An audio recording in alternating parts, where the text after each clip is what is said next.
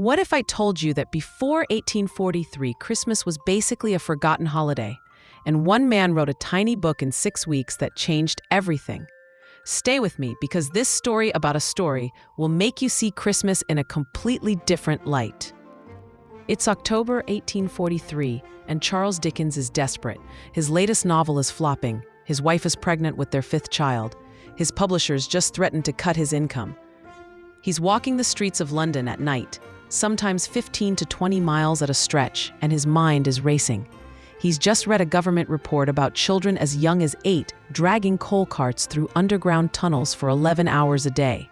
Girls sewing dresses 16 hours straight, 6 days a week. The words from those interviews haunt him. And then, somewhere between the darkness and the street lamps, an idea takes hold.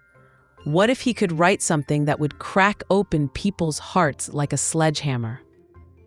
Dickens sits down in October and writes like a man possessed. His sister-in-law later describes watching him work, how he wept and laughed and wept again and excited himself most extraordinarily. He's living the story as he creates it. When Scrooge sees Tiny Tim's empty chair, Dickens sobs.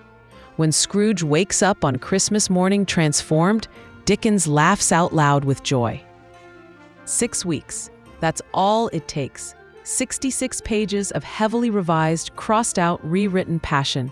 He finishes in early December, rushes it to the printer, and demands it be ready in time for Christmas. The end papers come back the wrong color, olive instead of festive green. He makes them redo everything. This book has to be perfect.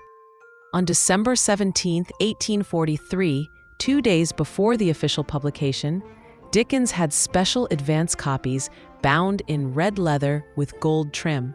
He walks through London, delivering them personally to his closest friends. He's so proud of this little book, his little carol, as he calls it.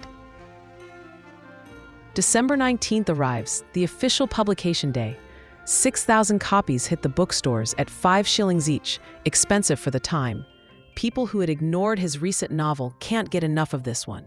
By Christmas Eve, 5 days later, every single copy is gone, sold out. But here's what makes this remarkable. It isn't just selling, it's changing people. A friend writes to Dickens just a week after publication, saying the tale has prompted more acts of kindness than can be traced to all the sermons in Christendom since the year before. Readers are literally closing the book, walking outside, and giving money to the poor. Employers are sending Christmas turkeys to their workers. Families who haven't spoken to each other in years are reconciling. One reviewer writes that Dickens hasn't just told a story, he's performed a kind of magic, turning the superior person back into a fellow human being. You need to understand what Christmas was like before this book.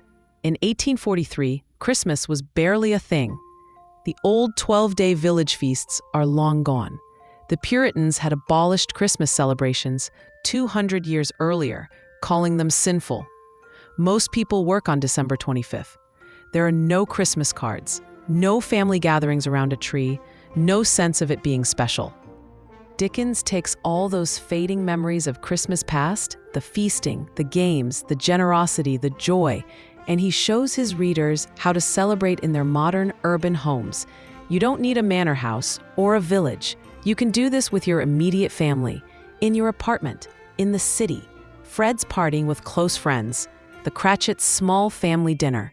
These are celebrations anyone can have. The book explodes across the English-speaking world, 13 printings in the first year alone.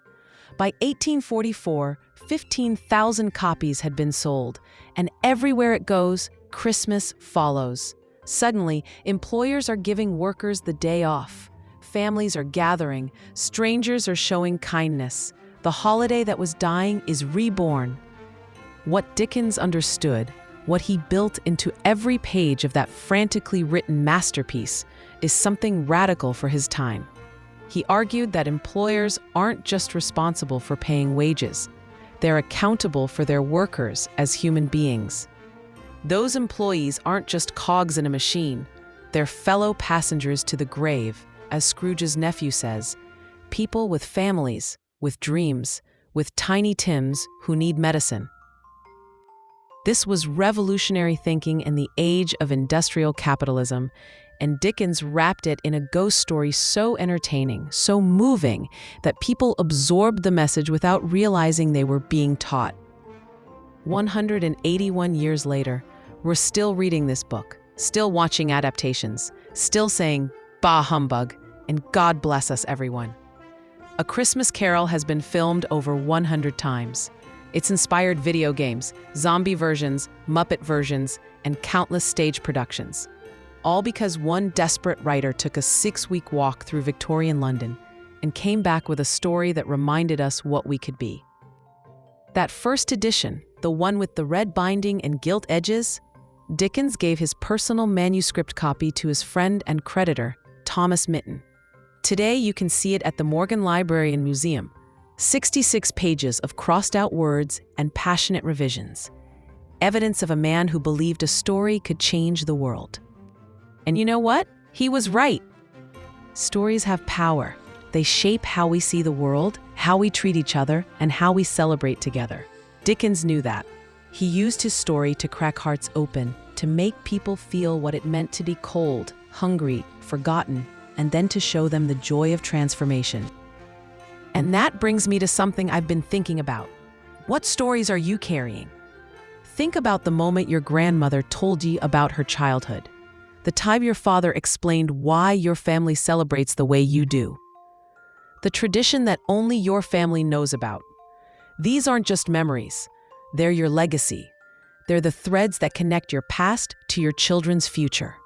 Have you written them down? Have you captured the sound of your mother's laugh when she tells that one story? The recipe that tastes like home? The lesson your grandfather taught you that changed everything? These stories are treasures, and unlike Scrooge's gold, they grow more valuable every time you share them. But they only survive if you preserve them. Your grandchildren deserve to know where they come from. They deserve to hear your voice telling them what mattered. So here's what I'm asking. Join the History Sparks community. Subscribe to this channel, because every single day, we're lighting up another story from the past.